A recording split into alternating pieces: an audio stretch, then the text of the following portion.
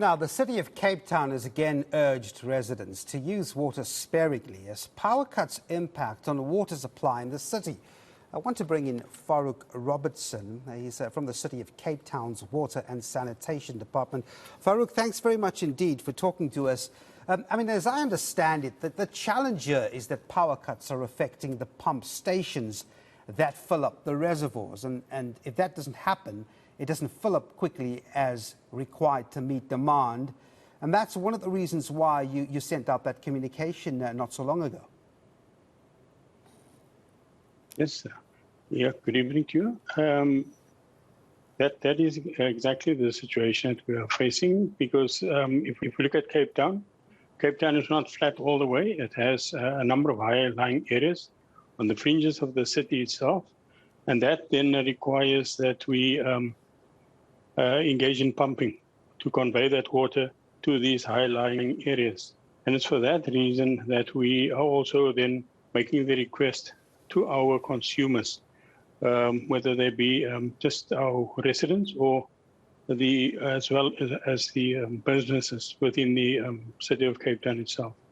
Because it's important for us that we sustain the water supply throughout. The city has been doing, implementing a number of initiatives just to keep the flow going.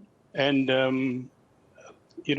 at some stage, that those initiatives, has a limitation. And to that effect, we also then are requesting our residents and our consumers to also play their part. Our request is over a week ago, we also requested that our consumers, assist us in reducing their consumption to below 850 million litres per day. That hasn't been the case yet. The daily consumption is still just over 900 million litres per day. And we need that consumption to come down because that will reduce, the strain on our operation itself.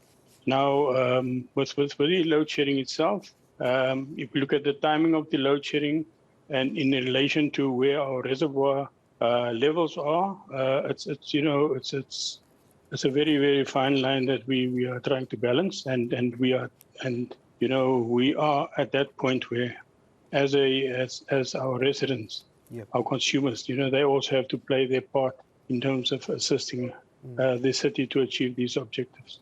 I want to talk about your urging of those clients to actually use water sparingly in a moment. But it's quite ironic and very interesting that a couple of years ago we've seen that huge worry about Cape Town potentially reaching day zero. Not the case this time. It's not the scarcity of water, but it's actually water getting into the reservoir, and it can't do so because the pumps are not working as they should because of power cuts. So a bit of a different one this time around, isn't it? Definitely, the scenarios are completely different. Water scarcity, no, there's no issue about that. Our dams are still above 70%, which is very comfortable for where we are at this point in time. But the main thing is now, how do we get that water, get it purified and convey it sustainably throughout our network to reach all our consumers.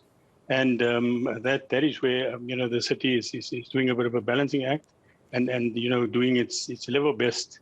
And despite our best efforts at times, it also, as I've said earlier on, there are some limitations to that. Yeah. And it's those within those limitations. I beg your pardon. Have we seen any water cuts at the moment as a result of the problem at hand here? The city of Cape Town presumably have not seen any water cuts as yet. Unfortunately, we haven't reached that stage yet, and hence the appeal, to our consumers, because we don't want to find ourselves in a fickle.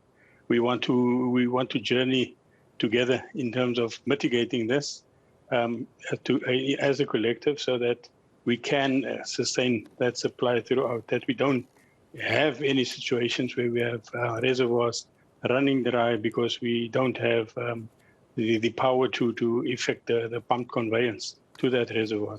Now, when it comes to the... Go ahead.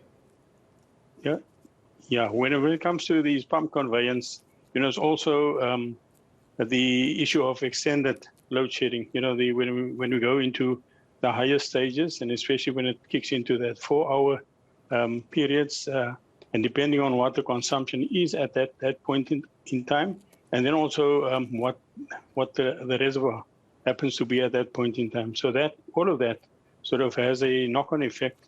So when the pump stations power up again, when the power becomes available, then it's quite a lengthy process to get it back. Now, also not forgetting that some of our installations does have backup power, but not all of them. Yeah, so you're at the mercy of that base load power that you need. Now, consumption levels in the city of Cape Town, what is it? I saw that figure, currently about 850 million litres per day. It doesn't appear that you're getting a desired response from residents and businesses, because it's not the first time that you've urged that water be used sparingly. What do you have to say on that front? Yes, definitely. And, we also taking into account the time of year, the type of weather that we are having at the moment. It's very hot. And also we know that, this is a time of year that people are going into relax mode, and they want to enjoy themselves. And the issues of, the greenery in the gardens, the issues of keeping our cars clean, the issue of filling up our pools, topping up our pools, those type of things comes to mind. And all of those are water consumption practices. Now, people still just have to be mindful in the city of Cape Town. There are still legislative components that's still in place that needs to be adhered to. So when, for instance, if you have a swimming pool, you've got to, when not in use, it has to be covered. That's part of the requirements in a bylaw. People hosing, when you use a hose, that hose can only be used before 9 and after 6 in the evening. And then also it must be fitted with some automatic type of shut-off trigger nozzle or something like that. Oh. So it's stuff like that, that people can do.